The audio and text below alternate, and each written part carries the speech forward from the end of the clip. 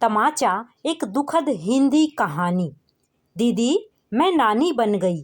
अभी अभी रीमा के ससुराल से फोन आया है कि उसको बेटा हुआ है। खुशी से सरोबोर सवर में संगीता ने अपनी बड़ी ननंद कृष्णा को बताया। खुशखबरी सुनकर कृष्णा फूली नहीं समाई।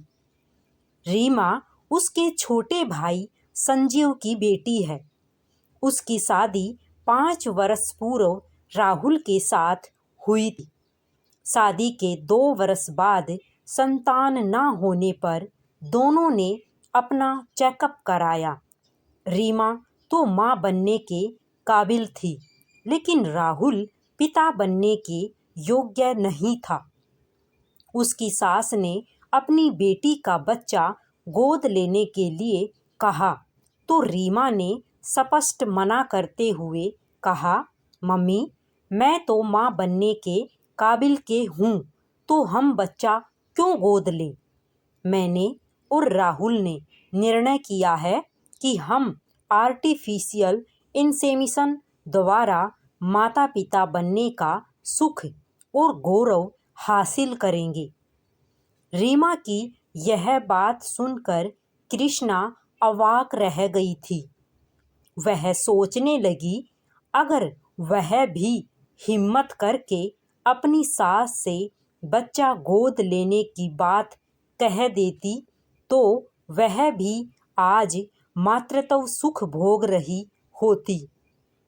30 वर्ष पुराना अतीत का घाव फिर से हरा हो गया। शादी के 5 वर्षों तक औलाद न होने पर ससुराल में सभी ने उसे बांझ की उपाधि से विभूषित कर दिया। एक दिन उसने केशव से कहा, क्यों ना हम दोनों अपना अपना चेकअप करा लें। यह सुनकर केशव का अहम जाग गया। मैं क्यों कराऊं अपना चेकअप? मेरे में कोई कमी नहीं है। हाँ, अगर तुम चाहो तो अपना चेकअप करा सकती हो। दूसरे दिन कृष्णा ने अपना चेकअप कराया तो उसकी रिपोर्ट सही निकली। वह माँ बनने योग्य थी। रिपोर्ट देखकर केशव को धक्का पहुंचा, लेकिन अपना चेकअप कराने की उसमें हिम्मत नहीं थी। शायद उसका अहम उसे यह करने से रोक रहा था। कृष्णा ने उसको बहुत समझाया कि वह इस बात को हमेशा गुप्त रखेगी, लेकिन वह तैयार नहीं हुआ।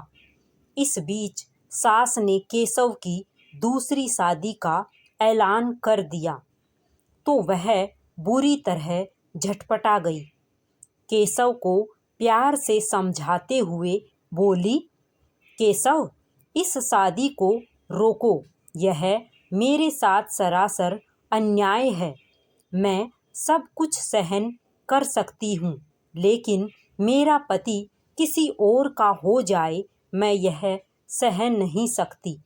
हम लोग बच्चा गोद लेकर माता पिता बनने का सुख हासिल कर लेंगे, लेकिन माँ इसके लिए कभी तैयार नहीं होगी। वह अपना वंश चलाने के लिए किसी दूसरे की औलाद बर्दाश्त नहीं कर सकती। केशव ने बहुत ही सहज भाव से कहा तो वह तिलमिला गई। यह जरूरी तो नहीं कि दूसरी पत्नी से तुम्हें औलाद हो ही जाए कृष्णा, शायद कोई चमत्कार हो जाए। दूसरी, तीसरी, चौथी शादी करके तुम चमत्कार का इंतजार ही करते रहना। केशव के बोलने से पूर्व ही वह घायल शेरनी की तरह दहाड़ी, लेकिन सास के सामने जबान ना खोल पाई, ना ही केशव की दूसरी शादी रोक पाई।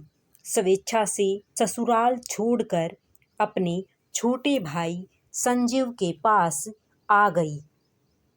केशव की दूसरी शादी हुई भी 7-8 साल हो गए, लेकिन उसे संतान सुख प्राप्त नहीं हुआ। कई बार तो उसकी इच्छा हुई जाकर वह केशव से पूछे, लेकिन ऐसे कायर पुरुष से मिलने का उसका मन ही नहीं हुआ, जिसने अपने अहम की खातिर उसे मातृत्व सुख से वंचित कर दिया। खुद अपने ऊपर भी क्रोध आया। क्यों नहीं बांझ कहने वाले समाज को अपनी माँ बनने की योग्यता का प्रमाण पत्र दिखाकर उनको तमाचा सा जवाब दिया। दीदी चलो तैयार हो जाओ, बाजार से बच्चे के लिए कपड़े खिलौने वगैरह ले आए, कल ही चलना है रीमा की ससुराल। जब संगीता ने कहा तो वह अतीत से वर्तमान में लौट आई। हाँ, अभी तैयार होकर आती हूँ, कहकर कृष्णा उठ गई। वॉश बेसिन में मुंह धोते हुए शीशे में खुद को देखकर सोचने लगी, अपने कोमल मन पर समाज के तानों का जिंदगी भर दर्द सहती रही। काश रीमा की तरह तमाचा सा जवाब दिया होता तो आज उसकी जिंदगी के मायने ही दूसरे होते। राधे राधे सभी को जय श्री कृष्णा। अगर कहानी पसंद आई हो तो चैनल को सब्सक्राइब अवश्य करें।